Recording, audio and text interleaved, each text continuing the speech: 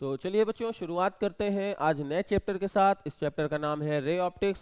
अभी तक हम लोगों ने semiconductor, atom and nuclei, dual nature of radiation इनको कवर कर लिया है।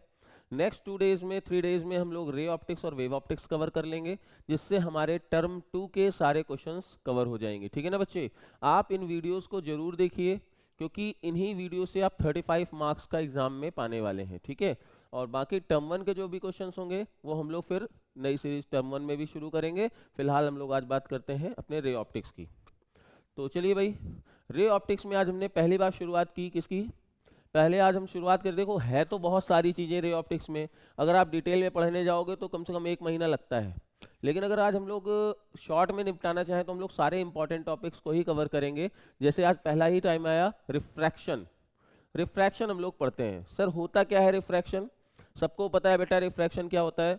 whenever light ray is traveling from one medium to another medium it deviates from its own path। ये अपने पाथ से डेविएट करती है। ठीक है, जैसे आप देख पा रहे हो फिगर में, फिगर 1 में 2 मीडियम है, एक ये लाइट रे जा रही है, लाइट रे इज गोइंग, अगर ये यहाँ रेयर मीडियम है, ये डेंसर मीडियम है। ठीक है, तो अगर लाइट रे एक मीडियम से दूसरे मीडियम जा रही है तो जाना तो ऐसे चाहिए था, बट मीडियम यहाँ पे क्या हुआ, मीडियम डिफरेंट है, जिसकी वजह से क्या हुआ, लाइट रे बेंट हो गई। एक फिगर हम लोग यहाँ पे देख सकते हैं, फिगर नंबर 1 यहाँ पे दिया हुआ है और फिगर नंबर 2 यहाँ पर दिया हुआ है। दोनों में डिफरेंस क्या है? दोनों में डिफरेंस ये है बच्चे कि देखो यहाँ रेयरर से डेंसर जा रही है, तो लाइट रे जब भी रेयरर से डेंसर जाएगी ये हमेशा क्या होगा, ये टूवर्ड्स द नॉर्मल, इसको हम लोग नॉर्मल बोलते हैं, और ये नॉर्मल से की तरफ शिफ्ट करेगी। लेकिन जब भी लाइट रे डेंसर से रेयरर जाएगी, जब भी लाइट रे डेंसर से रेयरर जाएगी तो क्या होगा, तो डेंसर से रेयरर जाएगी ना, तो away from the normal shift करेगी, away from the normal shift करेगी। और इस केस में क्या होने वाला है, रिफ्रैक्टेड एंगल बड़ा होता है और इंसिडेंस एंगल छोटा होता है। लेकिन जब भी लाइट रे रेयरर से डेंसर जाएगी तो वहां पे क्या होगा, इंसिडेंस एंगल बड़ा होगा और रिफ्रैक्टेड एंगल छोटा होगा। ठीक है ना। और यहाँ पे ये फर्स्ट लॉ क्या कहता है? फर्स्ट लॉ सबको पता है कि इंसिडेंट रे, रिफ्रैक्टेड रे और नॉर्मल का, तीनों का इंटरसेक्शन पॉइंट एक ही प्लेन पर लाई करना चाहिए और वो ये प्लेन होगा। ठीक है, इसे इधर भी सेम चीज है। दूसरा लॉ क्या होता है रिफ्रैक्शन का, वो है स्नेल्स लॉ, जिससे न्यूमेरिकल्स मिलते हैं। आप देख सकते हो स्नेल्स लॉ क्या होता है, sine i by sine r is equal to constant. ठीक है ना। आपको स्नेल्स लॉ करने का मैं एक बहुत आसान सा तरीका याद बता देता हूं कि जिस भी जगह का एंगल लेना है, सपोज यहाँ का रिफ्रैक्टिव इंडेक्स μ1 है और यहाँ का μ2 है, यहाँ इंसिडेंस एंगल आई है, तो यहाँ हम लोग स्नेल्स लॉ को कैसे लिख सकते हैं, सिंपली म्यू और साइन एंगल की जो वैल्यू होगी वो हमेशा क्या होने वाली है, कांस्टेंट होने वाली है। क्या होने वाली है, कांस्टेंट। तो ये याद कैसे रखेंगे कि 2 ऊपर रहेगा या 1 नीचे रहेगा वगैरह वगैरह, तो मैंने आपको जो ये चीज बोली ना, इससे आसानी से काम हो जाएगा। सपोज ये 1 है और ये I1 है, तो इसके लिए क्या लिखेंगे, refractive index of rarer medium sine of incidence angle at that medium is equal to, अब दूसरे में क्या आ गया, μ2 और साइन, यहाँ का रिफ्रैक्टेड एंगल कितना R, तो साइन R नीचे आ जाएगा, ये इधर आ जाएगा और हमारा स्नेल्स लॉ बनके तैयार हो गया। Sine I by sine R is equal to μ2 by μ1। ठीक है, आई होप आपको ये समझ में आया होगा। अब ये कंफ्यूजन दूर नहीं हो जाएगी कि हमें किसको 1 को ऊपर रखना है या 2 को ऊपर रखना है। या फिलहाल यहाँ लिख सकते हो sine i by sine r लिखा हुआ है, मीडियम कहाँ से जा रहा है, 1 से 2, तो हम लोग क्या लिखेंगे 1 μ2। ठीक है, और हमेशा राइट साइड वैल्यू जो होती है वो ऊपर लिखी जाती है और लेफ्ट साइड वाली वैल्यू क्या होती है, नीचे लिखी जाती है, तो μ2 बाई μ1 हो जाएगा। अब एक चीज आप याद रखना, रिफ्रैक्टिव इंडेक्स क्या होता है, सबको पता है सर, रिफ्रैक्टिव इंडेक्स जो होता है वो होता है speed of light in air upon speed of light in a medium का रेशियो। ठीक है, सपोज एयर की हम लोग बात करें, एयर में लाइट की स्पीड होती है 3 इंटू 10 की पावर 8 मीटर पर सेकेंड, और वही ग्लास में होती है 2 इंटू 10 पावर 8 मीटर पर सेकेंड, तो 3 इंटू 3 बाई 2 करेंगे और ये 10 की पावर 8 था, ये भी 10 की पावर 8 है, दोनों कैंसिल हुए, तो ग्लास के लिए रिफ्रैक्टिव इंडेक्स कितना आ गया, 3/2। आ रही बात समझ में। और एक खास बात बच्चे, कभी भी रिफ्रैक्टिव इंडेक्स जो होगा वो एयर का सबसे कम होता है, मतलब एयर का जो होगा वो 1 होगा और उससे ज़्यादा ही होंगे, कम होने वाले नहीं होते हैं। रिफ्रैक्टिव इंडेक्स कभी भी, क्योंकि इस एयर की वैक्यूम की ही स्पीड 1 होती है, जो इससे ज़्यादा स्पीड तो किसी की हो नहीं सकती, तो किसी का भी v वो c से बड़ा तो हो ही नहीं सकता फिलहाल के केस में, तो म्यू कभी भी ग्रेटर देन 1 नहीं होगा। ये बात याद रखना, ये बात आपको याद रखनी है।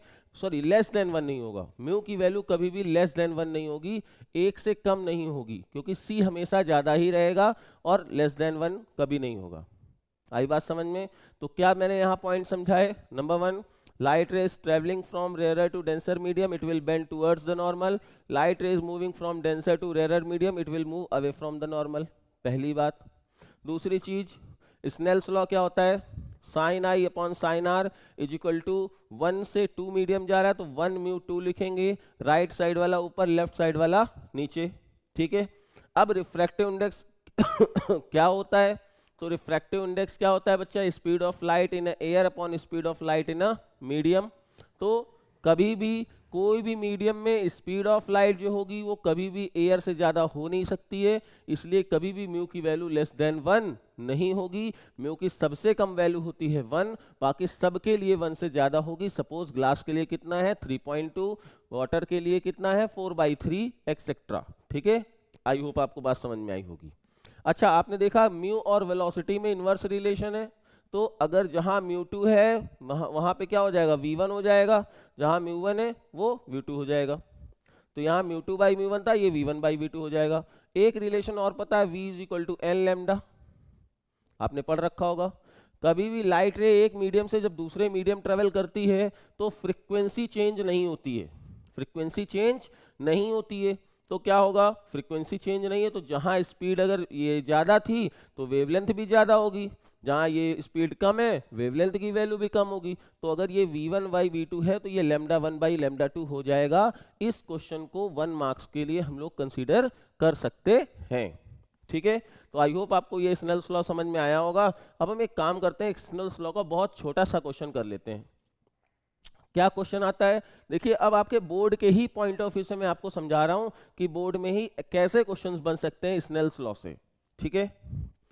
एक क्वेश्चन है बच्चे जिसमें बोला गया कि अगर कोई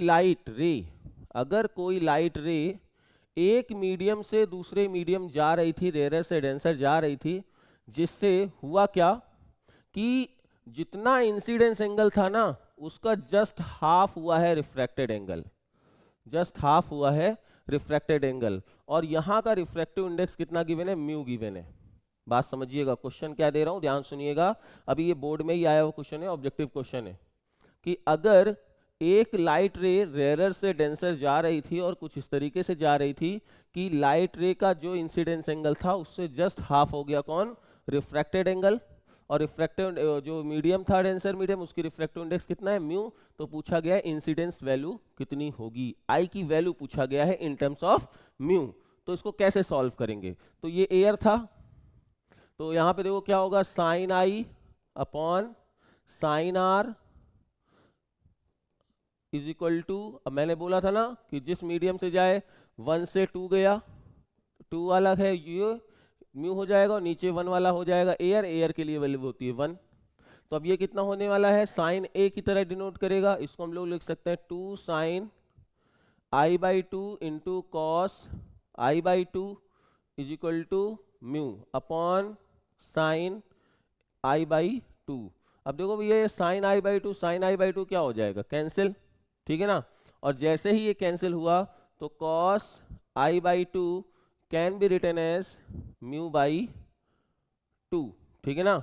ये μ/2 आ जाएगा। अब जैसे ही यहां पे देखो μ/2 आया तो हम i/2 को क्या लिख सकते हैं?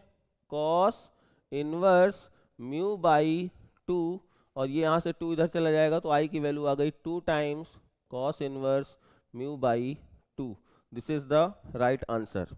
और ये एक ऑब्जेक्टिव क्वेश्चन है जो आपके प्रीवियस ईयर के क्वेश्चंस में आया हुआ था कि incidence value in terms of mu कितना होगा। अगर क्वेश्चन को क्या बोला गया था इस क्वेश्चन में बोला गया था कि एक लाइट रे एयर से किसी रिफ्रैक्टिव इंडेक्स म्यू में जाता है जो कि डेंसर मीडियम है, और इंसिडेंट एंगल से जस्ट हाफ एंगल वो रिफ्रैक्टेड एंगल बनाता है, तो आई की value in terms of mu कितनी होगी?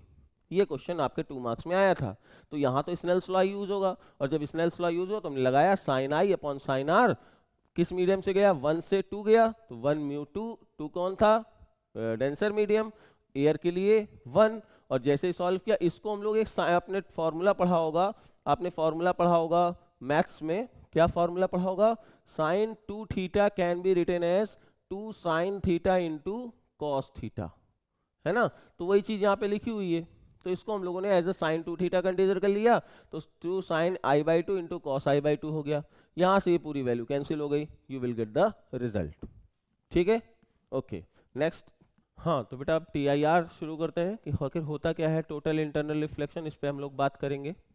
तो जैसा कि हम लोगों ने पढ़ा है कि रिफ्रैक्शन में क्या होता है, light rays travelling from one medium to another medium, then it will deviate its own path.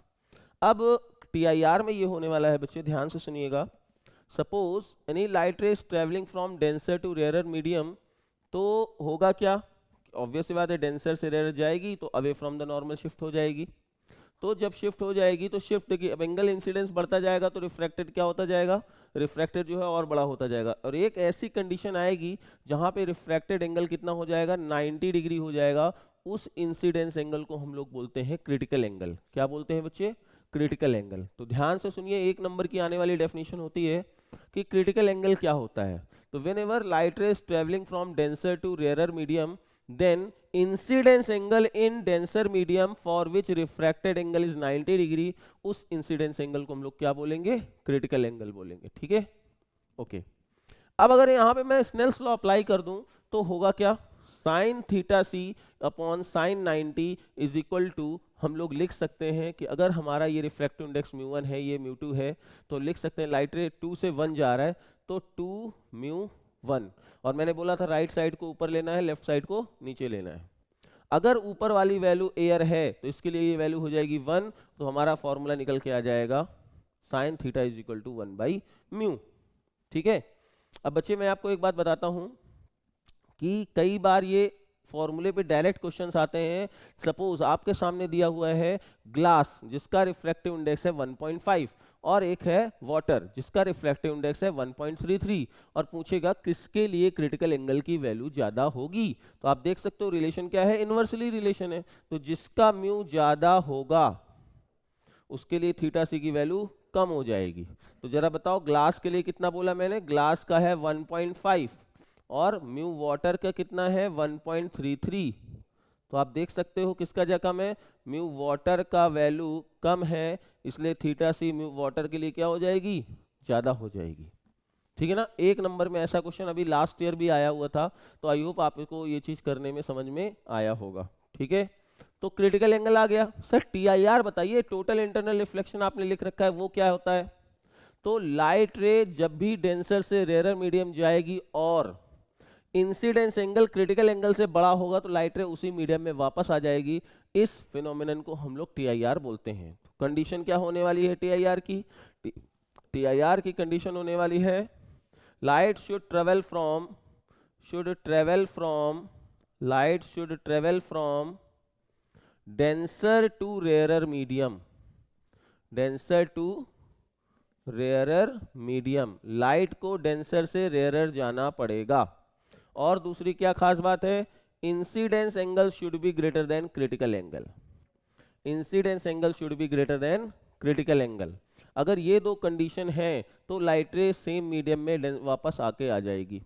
तो सर डिफरेंस क्या हुआ? ये तो रिफ्लेक्शन जैसा कुछ दिख रहा है, आपने बना रखा है, एक ही एंगल से गया उसी से वापस आ गया। तो डिफरेंस क्या हुआ रिफ्लेक्शन में और रिफ्रैक्शन में? रिफ्लेक्शन में मीडियम का कोई रोल नहीं होता है, चाहे रेयरर से, हालांकि एक ही मीडियम किसी मीडियम से जाए और किसी में भी वापस उसी में वापस आ जाएगी। अगर रेयरर से भी जा रही है और रेयरर में वापस आ जाएगी, है ना, तो वो रिफ्लेक्शन है। लेकिन अगर लाइट रे डेंसर से जा करके ही डेंसर में वापस आ रही है तो वो टीआईआर होगी। और दूसरी क्या कंडीशन है? इंसिडेंस एंगल जो है वो हमेशा क्रिटिकल एंगल से बड़ा होगा, तभी यहाँ पे ये टीआईआर होगा, अदरवाइज नहीं होगा। रिफ्लेक्शन में एंगल का कोई क्राइटेरिया नहीं होता, आप 30 डिग्री से लाइट रे डालो, 45 से डालो, 50 से डालो, किसी से भी कोई फर्क पड़ने वाला नहीं है। तो ये दोनों डिफरेंस है। तीसरा एक खास अच्छा डिफरेंस है कि TIR के केस में एनर्जी और इंटेंसिटी कंजर्व रहती है, जो कि रिफ्लेक्शन में कहीं ना कहीं थोड़ा बहुत लॉस होता है। ठीक है, तो आई होप आपको ये TIR समझ में आया होगा। ऑप्टिकल फाइबर के केस में यही चलता है, जो हम लोग मिराज का कॉन्सेप्ट होता है वहां पे भी यही चलता है। अब मैं आपको कराने वाला हूँ दो न्यूमेरिकल जो बोर्ड के कॉम्पिटिटिव बोर्ड के एग्जाम्स में भरे पड़े रहते हैं। आप PYQs देखेंगे तो इस तरह के आपको बहुत सारे न्यूमेरिकल्स मिलते हैं, और कोई बड़ी बात नहीं होगी कि बच्चे कि इस तरह के न्यूमेरिकल आपके एग्जाम में मिल जाएं। तो नेक्स्ट न्यूमेरिकल हम लोग देखते हैं। ये एक क्वेश्चन है, ये क्वेश्चन आता है, आप देखे होंगे ऐसा क्वेश्चन भरा पड़ा रहेगा। जरूरी है मैंने ये कि मैंने ऐसा ट्रायंगल लिया है या ऐसा म्यू लिया है तो ऐसा ही मिले। हो सकता है ये 30 डिग्री 60 डिग्री दे दे, हो सकता है इसको ये इक्विलेटरल ट्रायंगल में कन्वर्ट कर दे, कुछ भी कर सकता है। क्वेश्चन कैसे आएगा?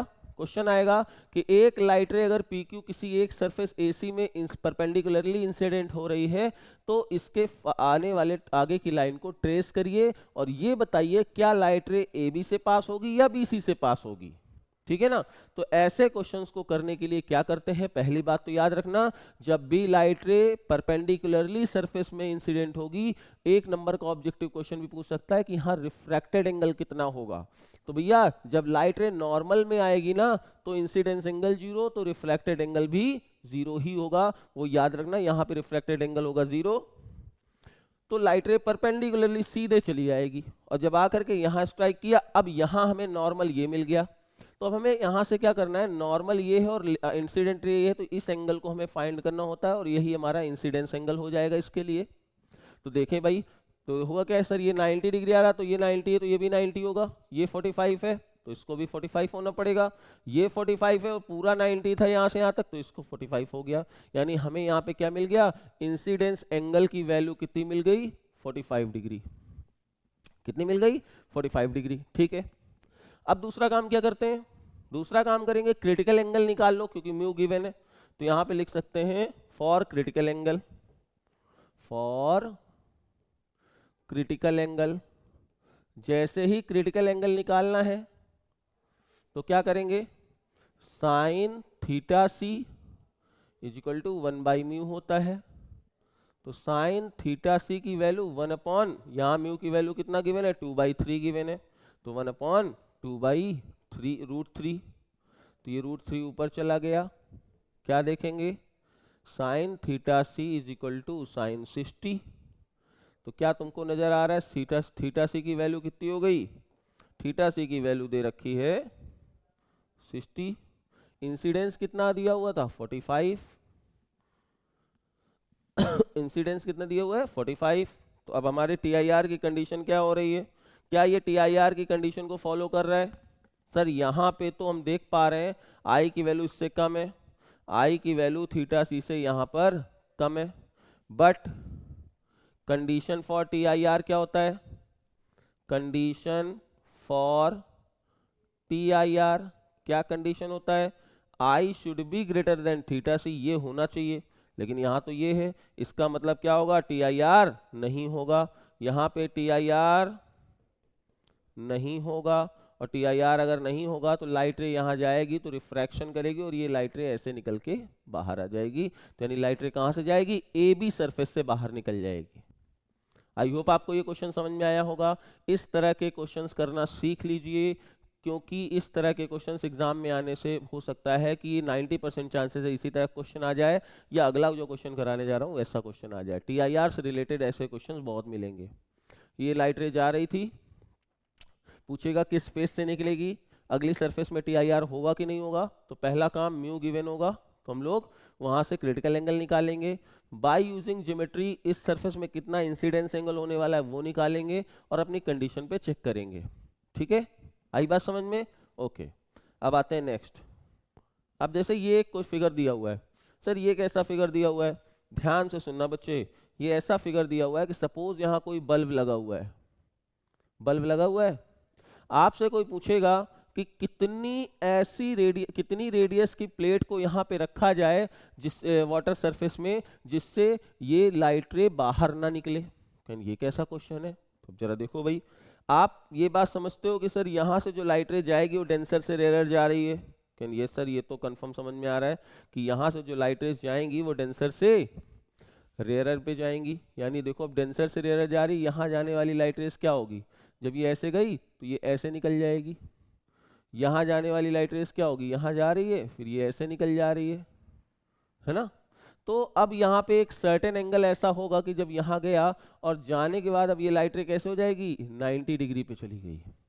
लेकिन अगर इससे ज़्यादा कुछ हुआ तो सर, अगर इससे ज़्यादा इंसिडेंस एंगल हो गया तब क्या होगा, तो अगर इससे ज़्यादा इंसिडेंस हुआ तो ये लाइट रे सपोज यहाँ गई और जाने के बाद ये लाइट रे इधर चली आएगी, रिफ्लेक्ट हो जाएगी। ये लाइट रे यहाँ जाएगी फिर इधर रिफ्लेक्ट हो गई। तो हम देख पा रहे हैं सर एक सर्टेन रेडियस है, एक सर्टेन ऐसी रेडियस है कि जहाँ तक लाइट रे जा रही है और उसके बाद एक सर्टेन ये रेडियस है, सर्टेन ये रेडियस है सर कि जहाँ तक लाइट रेस क्या हो रही है, बाहर जा रही है। आप देख सकते हो यहाँ से निकालो ऐसे जाएगी, यहाँ से निकालो ऐसे जाएगी यहाँ। लेकिन इसके बाद अगर इस लाइन के बाद देखें तो यहाँ से अब देखो लाइट रे क्या होने वाला है, इस रेडियस के बाद से अब बाहर जाने वाली नहीं है। इस रेडियस के बाद कोई भी लाइट रे बाहर जाने वाली नहीं है। तो हम कह सकते हैं कि हमें इतनी रेडियस की ही प्लेट एक चाहिए, रख दें, जिससे क्या होगा इस बल्ब की कोई भी लाइट रे बाहर नहीं जाएंगी, ये पूरी लाइट रे जाके वापस, पूरी लाइट रे जाके वापस। ऐसा क्वेश्चन समझ में आ रहा है? ठीक है, तो ऐसे क्वेश्चंस बोर्ड के लिए इंपॉर्टेंट है और आपका पीवाईक्यू भरा पड़ा है ऐसे क्वेश्चन से। ठीक है, तो यहाँ का मान लेते हैं सर, यहाँ का रिफ्रैक्टिव इंडेक्स म्यू है और यहाँ का जो हाइट है लिक्विड का वो h है, और बोलेगा इस r की वैल्यू बताइए या इस प्लेट का एरिया बताइए। तो चलो भाई करते हैं ऐसे क्वेश्चंस, कैसे हो पाएंगे। तो बच्चे ऐसे क्वेश्चन को करने के लिए हमें क्या करना पड़ेगा, हम लोग एक ज्योमेट्री को फॉलो करते हैं। सर कैसी ज्योमेट्री? अच्छा ये बताओ बच्चे, एक ये ट्रायंगल कंसीडर करते हैं। देखो ये एक लाइन हो गई, एक ये लाइन हो गई और एक ये लाइन हो गई। देखो कैसे सर, यही क्यों लिया, अब ध्यान से सुनो। तुमको क्या कह सकते हो कि सर ये देखो ये थीटा सी एंगल था, हाँ बिल्कुल है। क्यों थीटा सी है, क्योंकि यही जो हमारा कह सकते हो ना अल्टरनेट एंगल, अल्टरनेट एंगल यही है। अगर ये थीटा होगा तो ये भी क्या होगा, थीटा होगा। तो अब हम लोग यहाँ से ओ ए और बी एक ज्योमेट्री फॉलो करते हैं।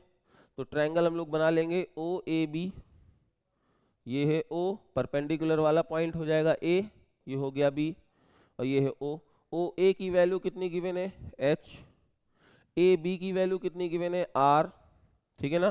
तो बाई ज्योमेट्री हम लोग बाई ज्योमेट्री क्या लिख सकते हैं, बाई ज्योमेट्री, बाई ज्योमेट्री कितना होगा भैया, साइन थीटा की वैल्यू होती है perpendicular upon by hypotenuse. Perpendicular तो आर है, हाइपोटेनस की वैल्यू नहीं पता, कोई बात नहीं। तो यहाँ पे देखो R square plus H square. तो जैसे ही R square plus H square किया तो यहाँ साइन थीटा की वैल्यू कितनी हो गई, एच परपेंडिकुलर, सॉरी परपेंडिकुलर तो यहाँ पे आर है, r upon under root are square plus H square. तो देखो भाई ये एक इक्वेशन तो ये बन गई हमारी बाई ज्योमेट्री से। और दूसरा अब क्या करने वाले हैं sir, to find T I R. अब हम लोग यहाँ से क्या करें, टी आई आर की स्नेल्स लॉ अप्लाई कर दें एट पॉइंट बी। तो by Snell's law, Snell's law at point B. तो जब यहाँ स्नेल्स लॉ अप्लाई करोगे, देखो ये एंगल तो 90 डिग्री हुआ है, तो कैसे करेंगे, sine theta c upon sine 90, क्योंकि ये थीटा सी है, ये 90 डिग्री है, और क्या होता है, कहाँ से जा रहा है, ये मीडियम से, डेंसर मीडियम से रेयरर पे जा रहा है। तो हम लोग कह सकते हैं कि 2 म्यू 1 लिख सकते हैं, म्यू 1 बाई म्यू 2, और 1 तो एयर है, ये हो जाएगा 1 बाई म्यू। तो यानी देख सकते हो साइन थीटा सी की वैल्यू कितनी आ गई, 1 by mu. This is equation number second. बोलो भाई क्या यहाँ तक सबको समझ में आया, किसी बच्चे को लगे कि नहीं आया मुझे बताओ, आ रहा है ना। आप देखो 2 पॉइंट किए, एक तो हम लोगों ने इस ज्योमेट्री से थीटा की वैल्यू निकाली परपेंडिकुलर अपॉन हाइपोटेनस। दूसरा हम लोगों ने क्या किया, यहाँ पे स्नेल्स लॉ लगा दिया, sine theta c upon sine 90 equal to दूसरा वाला रिफ्लेक्टिव इंडेक्स अपॉन नीचे वाला रिफ्लेक्टिव इंडेक्स। अब क्या करेंगे, from equation first and second, ठीक है, from equation first and second जैसे ही फर्स्ट और सेकंड को हम लोगों ने रखा तो क्या रखेंगे, 1/μ is equal to r upon under root are square plus H square. अब यहाँ से बेटे देखो थोड़ा सॉल्व करेंगे, स्क्वायर बोथ साइड, जैसे ही हम लोगों ने स्क्वायर किया क्या हो जाएगा, 1/μ square is equal to R square upon R square plus H square. ये इधर गया, R square plus H square is equal to mu square are square, क्योंकि ये इधर आ गया, इसको इधर भेज दो तो h square mu square are square plus r square. H square can be written as mu square -1, क्योंकि आपने आर स्क्वायर को कॉमन ले लिया है। आई होप समझ में आ रहा होगा यहाँ तक। अब क्या करें सर, आर स्क्वायर को क्या हम ऐसे लिख सकते हैं, h square upon mu square -1। Radius की वैल्यू देखो क्या आ गई, h upon under root mu square -1। देखो भाई ये हमारे रेडियस की एक्सप्रेशन आ गई। लेकिन अगर कहीं तुमसे एरिया ही कोई कहता कि नहीं हमें तो प्लेट का एरिया चाहिए, फॉर्मूला होता है पाई आर स्क्वायर, यानी pi H square upon mu square -1। तो ये हमारे लिए क्वेश्चन हो गया भैया, ठीक है ना। ये बहुत बहुत बहुत इंपॉर्टेंट क्वेश्चन है, जो लोग PYQs किए होंगे उनको ये समझ में आ रहा होगा कि हाँ सर बात तो आप सही बोल रहे हैं। इस तरह के क्वेश्चन, जो दोनों क्वेश्चंस आपने कराए हैं, PYQ भरा पड़ा है बेटा ऐसे क्वेश्चन से। तो आप देख सकते हैं, चाहे तो ये वाला क्वेश्चन हो और चाहे ये वाला क्वेश्चन हो, दोनों में भरा पड़ा है, ठीक है। तो आई होप आप इसको जरूर करिएगा, और कोई क्वेश्चन अगर नहीं आता है, कहीं पे प्रॉब्लम है, आप इसको पूछ सकते हैं, ठीक है। नेक्स्ट, अब आते हैं refraction through prism. Refraction through prism के क्वेश्चंस कैसे आएंगे, ध्यान से सुनिए। तो भैया इसका एक डेरिवेशन है, वो डेरिवेशन भी एग्जाम के पॉइंट ऑफ व्यू से इंपॉर्टेंट है, आप उस डेरिवेशन को भी करिएगा। तो कैसे हुआ है ध्यान से सुनते हैं, पहले तो समझ लेते हैं, इस फिगर को ही समझते हैं। फिगर में क्या हुआ, एक हम लोगों ने इक्विलेटरल प्रिज्म ले रखा है, ठीक है। अब प्रिज्म में कोई एक लाइट रे PQ अगर इन तरफ जा रही है, PQ जब लाइट रे जाएगी तो क्या होगा, वहां से देखो रेयरर से डेंसर जा रही है, नॉर्मल लाइन ये है, तो PQ लाइट रे क्या होगी, हमेशा टूवर्ड्स नॉर्मल बेंड करेगी। नॉर्मल ये है, नॉर्मल लाइन ये है, PQ ऐसे जा रही थी, नॉर्मल की तरफ बेंड करने के लिए ऐसी हो गई, अब ये सीधे गई।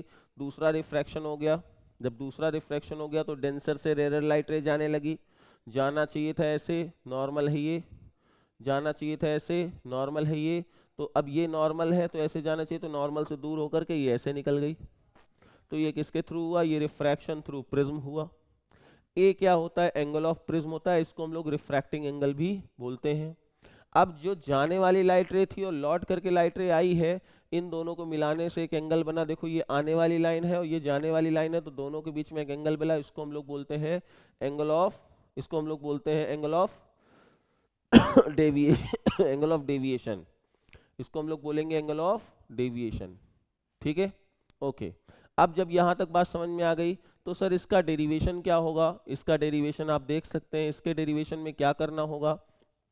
इसके डेरिवेशन में पहले तो हमें ये देखना होता है कि सर ये क्वाड्रिलेटरल गिवन है, ये भी एंगल 90 डिग्री, ये भी एंगल 90 डिग्री, तो ऑब्वियस सी बात है ए और इसका सम भी क्या होगा, 180 होगा, क्योंकि क्वाड्रिलेटरल के जो इंटरनल सारे एंगल्स होते हैं उनका सम 360 डिग्री होता है। 90 तो 90 90 180 तो हो ही गए, तो हम लोग कह सकते हैं बाई क्वाड्रिलेटरल, अगर क्वाड्रिलेटरल कौन सा ले लें, AQNR, तो अगर इसको ले लेते हैं तो हम लोग देख सकते हैं कि angle A plus angle QNR कितना हो जाएगा, 180, क्योंकि अदर टू एंगल्स 180 डिग्री हैं। इक्वेशन नंबर फर्स्ट, ठीक है ना। फिर दूसरा क्या करते हैं, दूसरा एक ट्रायंगल कंसीडर करते हैं, QNR, ट्रायंगल QNR कंसीडर करते हैं। तो यहाँ देखो बच्चे, एक ये आर है, ये आर डैश है, ये QNR है, तो इन तीनों का सम भी कितना होगा, 180 डिग्री होगा। तो angle R plus R dash plus angle QNR की वैल्यू भी 180 डिग्री होगी।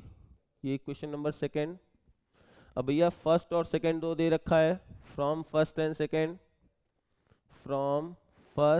सेकेंड, अगर ये RHS है तो इसको भी सम भी इक्वल होगा, तो angle A plus angle QNR is equal to angle R plus angle R dash plus QNR, है ना। अब QNR कैंसिल हो गया, तो क्या लिख सकते हैं, एंगल A जो होगा ये रिफ्रैक्टेड एंगल वो R प्लस R डैश इनके सम के इक्वल होने वाला है। देख लीजिए ये आ गया। इसको हम लोग इक्वेशन नंबर 3 लिख लेते हैं, इसको हम लोग इक्वेशन नंबर 3 लिख लेते हैं, इसको इक्वेशन नंबर 3 लिख लिया क्योंकि काम आएगा इन फ्यूचर। ठीक है, यहाँ तक समझ में आया बात? समझ में? सारे बच्चों को देख लीजिए फिगर, कोई चीज़ ना समझ में आ रही हो तो मुझे बताएं। ठीक, अब एक काम करते हैं, हमने एक बचपन में पढ़ी थी कि किसी भी ट्रायंगल के इनर टू एंगल का सम उसके आउटर एंगल के सम के इक्वल होता है ना। इनर टू एंगल्स का सम आउटर एंगल के सम के इक्वल होता है। तो कौन सा ट्रायंगल कंसीडर करते हैं, कंसीडर ट्रायंगल QMR। जैसे हम लोग यहाँ पे QMR कंसीडर करेंगे तो इनर टू एंगल्स का सम कौन है, दिस प्लस दिस जो है वो डेल्टा के इक्वल होना चाहिए। तो डेल्टा क्या होगा, डेल्टा की वैल्यू हो जाएगी I minus R plus E minus R dash. तो delta can be written as I plus E minus R plus R dash, है ना। देखो यहाँ तक आ गया।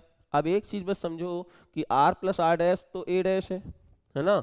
तो एक चीज और निकल के आ रही क्या सर, फिर डेल्टा की वैल्यू को क्या हम I plus E minus A लिख सकते हैं कि हाँ बिल्कुल लिख सकते हैं। और यहाँ से हमको एक नई इक्वेशन मिल गई, इक्वेशन नंबर 4, यहाँ से मिल गई इक्वेशन नंबर 4। और अब 3 और 4 हमारा काम करेंगे। यहाँ तक पहले देख लीजिए, किसी बच्चे को लगता है कि सर हमें अभी नहीं आया तो आप मुझे बताएं, ठीक है ना। आई होप आपको इतना समझ में आया होगा ये, और ये डिराइव कर लिया होगा, ठीक है। तो जब आपने ये समझा तो आगे देखते हैं कि अब आगे क्या होने वाला है, ठीक है ना।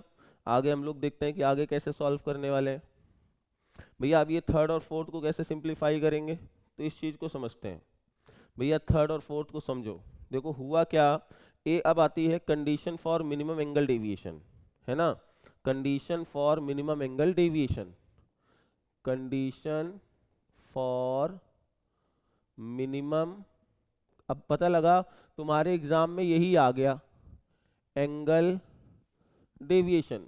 अब मैंने तो पढ़ाया पूरे डेरिवेशन के दरमियान, कोई बच्चा पूछेगा कि सर क्या डेरिवेशन आते हैं, तो देखो जरूरी नहीं है कि डेरिवेशन पूरा आए, उन डेरिवेशन की बीच की थ्योरी भी आ सकती है। अब पता लगा उसने पूछ लिया कि हाँ बताओ भाई प्रिज्म में मिनिमम एंगल डेविएशन की क्या क्या कंडीशंस होती हैं और उससे क्या इफेक्ट पड़ता है। तो आपने प्रिज्म वाला एक्सपेरिमेंट किया होगा क्लास 12th के जो आपके लैब में आपने एक्सपेरिमेंट परफॉर्म किया होगा और वहाँ कंडीशन पाई होगी। कैसी कंडीशन सर, जब इंसिडेंस एंगल रिफ्रैक्टेड एंगल के इक्वल हो जाता है, इमर्जेंस एंगल के इक्वल हो जाता है। पहली कंडीशन क्या होगी कि इंसिडेंस एंगल जो है इमर्जेंस एंगल के इक्वल होगा एंड आर जो है वो आर डैश के इक्वल होगा। एंड एक खास बात क्या होगी, जो line passing through triangle, line passing through prism, line passing through prism जो होगी will be parallel to base, parallel to base. ऐसा होगा तब जाके क्या होगा वहां पे, देन क्या खास बात आने वाली है, फिर देन होगा क्या, फिर ये होगा डेल्टा जो होगा वो डेल्टा एम हो जाएगा, जो एंगल है वो मिनिमम एंगल डेविएशन में कन्वर्ट हो जाएगा, मिनिमम एंगल डेविएशन हो जाएगा। आपने ये एक्सपेरिमेंट में पढ़ा होगा और ये कंडीशन आई होप आपको पता होगी। तो आपने एक ग्राफ भी बनाया होगा। सर कैसा ग्राफ, आपने अगर आपको याद हो तो आपने एक ऐसा ग्राफ बनाया होगा, मैं बता रहा हूं, इंसिडेंस एंगल वर्सेस डेविएशन के बीच में, इंसिडेंस एंगल डेविएशन के बीच में आपने एक ग्राफ बनाया होगा। ये है डेविएशन एंगल, ये है इंसिडेंस एंगल। आपने ग्राफ बनाया होगा कुछ ऐसा। सर जब ग्राफ बना होगा तो आपका कुछ ऐसा ग्राफ बना होगा। ऐसा। याद आ रहा है कुछ? सर ये कलर तो नहीं दिख रहा है। हाँ मुझे भी नहीं दिख रहा है, तो आप जो है ये कलर ले सकते हो।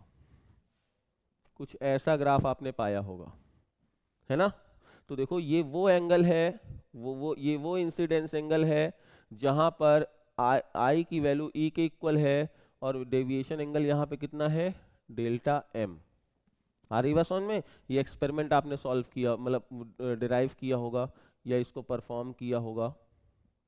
और ये किसी प्रिज्म के लिए लगभग कितना आता है, 37 डिग्री 38 डिग्री, आपके वाइवा में भी पूछा गया होगा, है ना? तो अगर ऐसा होगा तो हमारी इक्वेशन थर्ड एंड फोर्थ क्या हो जाएंगी?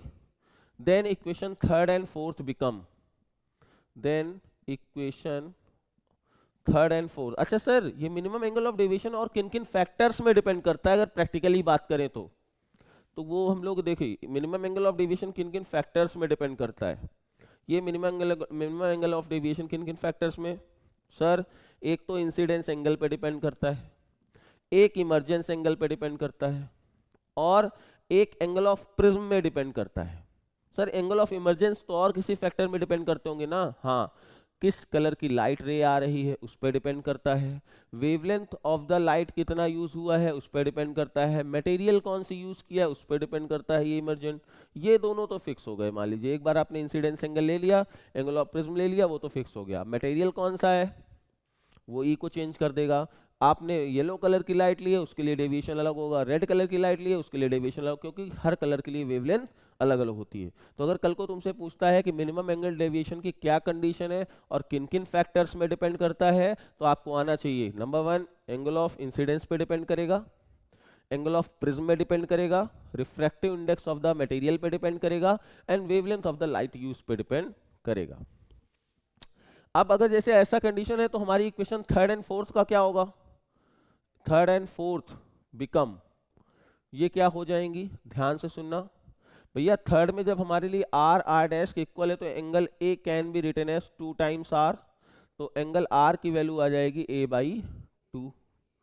और दूसरा जो फोर्थ इक्वेशन है, डेल्टा अब डेल्टा एम में कन्वर्ट हो जाएगा, आई प्लस ई माइनस ए लिखा था ना, तो ई बी आई हो जाएगा, तो डेल्टा एम की वैल्यू जो हो जाएगी वो 2i माइनस ए हो जाएगा।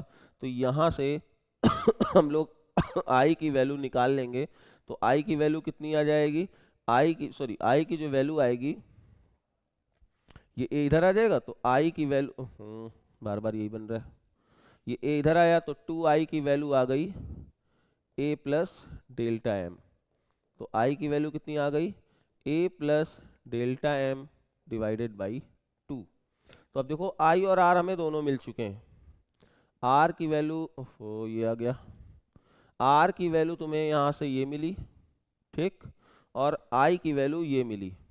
अब हम लोग क्या करेंगे, अब हम लोग अप्लाई करेंगे Snell's law, Snell's law, Snell's law at refraction A, at refraction surface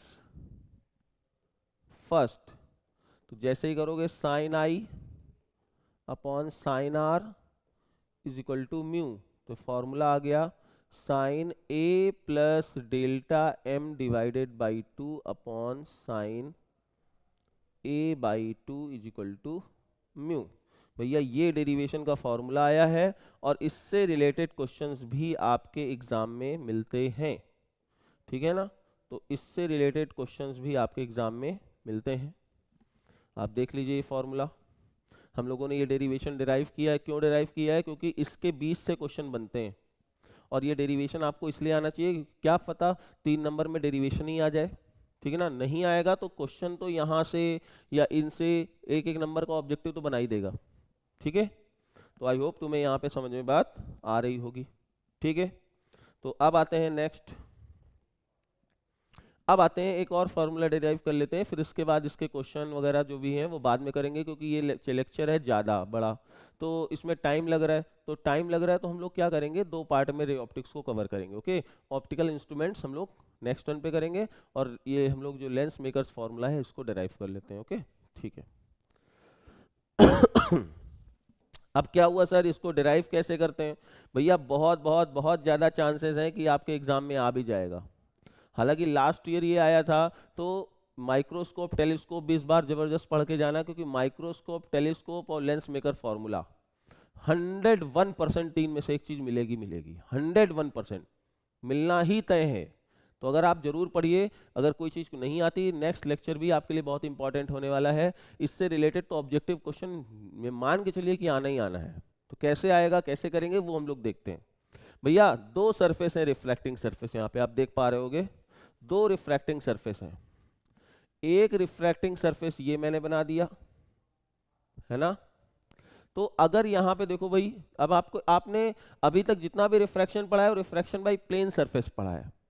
अब हम लोगों को क्या पढ़ना पड़ेगा, रिफ्रैक्शन बाई कर्व सरफेस पढ़ना है। तो कर्व सरफेस का एक फॉर्मूला होता है, मैं आपको बता देता हूँ पहले, तभी आप इसको आगे कर पाएंगे, अदरवाइज दिक्कत होगी आपको।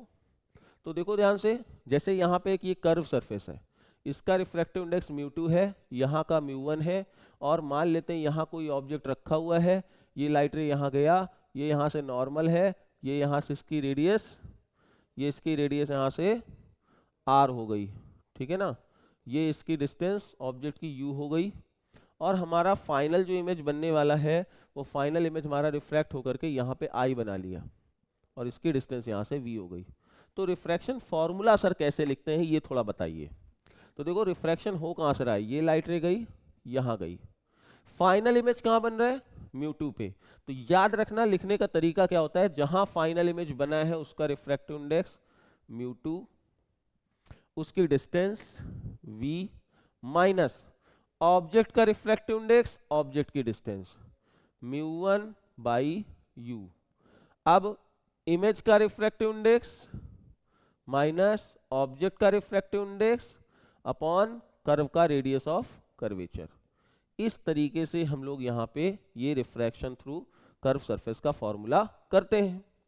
अब मान लो तो मैं यहाँ पे एक लेंस लिया हुआ है बच्चे, यहाँ पे मैंने एक लेंस ले रखा है, यहाँ पे मैंने एक ये देखो लेंस ले रखा है, और मैंने अगर लेंस ले रखा है तो इस लेंस में हमें क्या करना है, इस लेंस में दोनों तरफ एक बार यहाँ रिफ्रैक्शन हो रहा है, एक बार इस सरफेस में हो रहा है।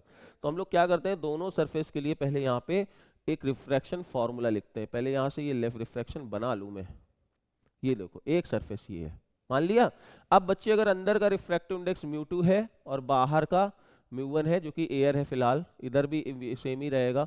एक लेंस है, अगर ये देखो लेंस है, तो लेंस का अंदर का रिफ्रैक्टिव इंडेक्स μ2 है, इधर इधर का μ1 है। तो अब हमें क्या मानना है, दो रिफ्रैक्टिंग सरफेस है यहाँ पे, एक ये रिफ्रैक्टिंग सरफेस है and this one is second refracting surface. तो अगर ये रिफ्रैक्टिंग सरफेस है तो इसका ये नॉर्मल कहाँ पे जा रहा है, C1, यानी इसकी रेडियस हमें कितनी गिवन है, इसकी रेडियस हमें यहाँ से यहाँ तक R1 गिवन है, ठीक है। तो अब मान लो बच्चे एक सरफेस का रिफ्रैक्शन होना है, ये सरफेस का होना है, मान लेते हैं पूरा μ2 था इधर, क्योंकि रिफ्रैक्शन एक सरफेस है जैसे यहाँ लिया हुआ है ना।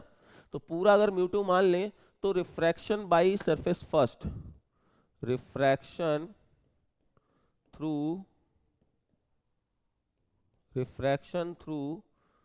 Surface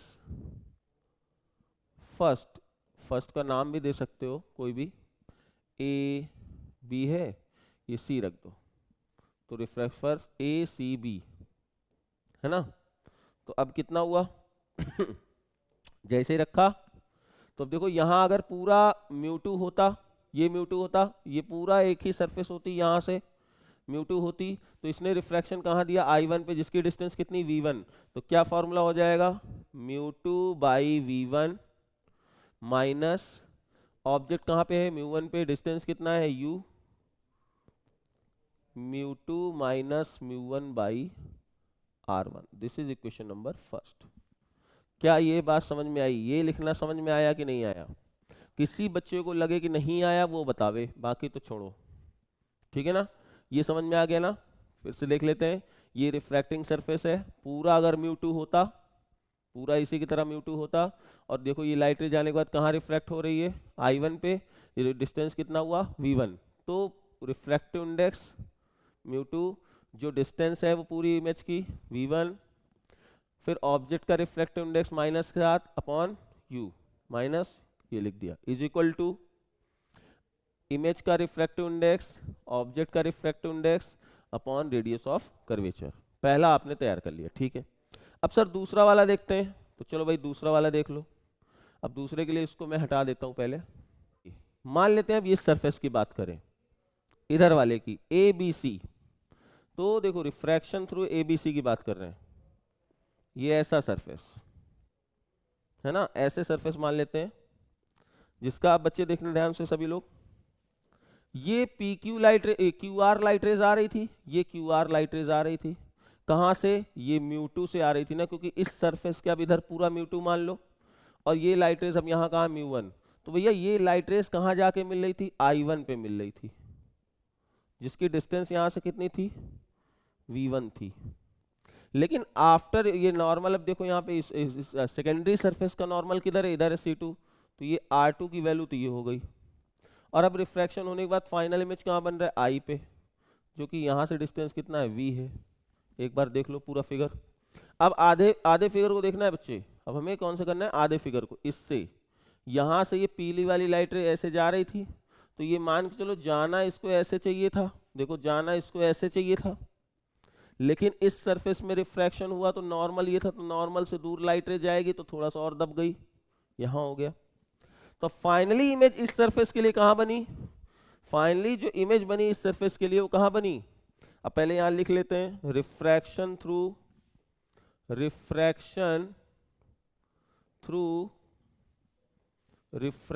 through surface A D B, देखो सॉरी ए बी डी, इसको डी लिखते थे है ना, ए डी बी। अब इसके थ्रू अगर रिफ्रैक्शन होगा सेकंड सरफेस के थ्रू, क्या लिखेंगे, फॉर्मूला कैसे लिखेंगे बच्चे, ध्यान सुनना,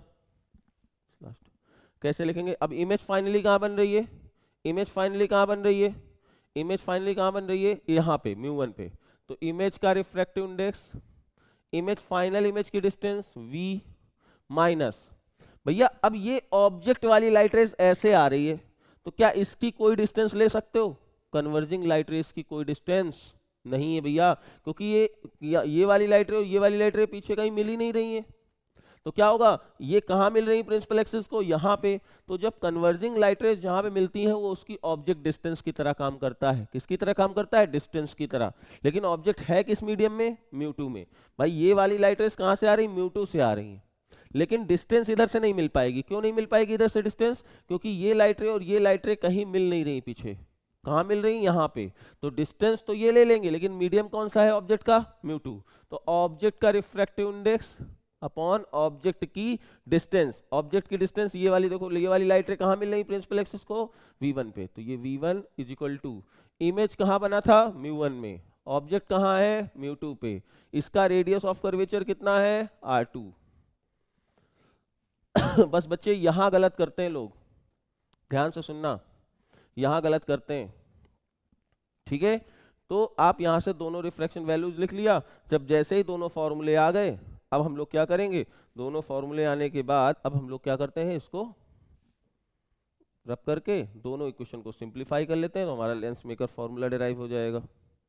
तो देखो from equation first and second, from equation first and second, अब जैसे ही दोनों को ऐड किया तो हमें क्या मिलेगा, mu two by we minus mu one by U is plus mu one by we minus mu two by V1, अब इसको ऐड करो राइट साइड में, म्यू2 माइनस म्यू1 बाई R1 और plus म्यू1 minus mu two by R2, ठीक है।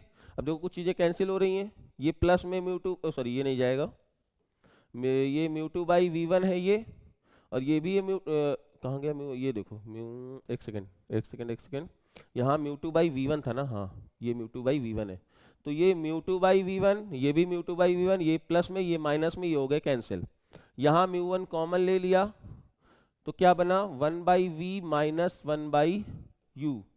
अब देखो यहाँ से जब सिंप्लीफाई करेंगे तो म्यू2 बाई म्यू1 कॉमन ले लो, म्यू2 माइनस म्यू1 कॉमन ले लेंगे, इसको थोड़ा नीचे करता हूँ मैं, इसको नीचे करता हूँ अदरवाइज आप समझ नहीं पाएंगे, इसको थोड़ा नीचे लिखता हूँ क्योंकि वो लाइन भी लिखी हुई है।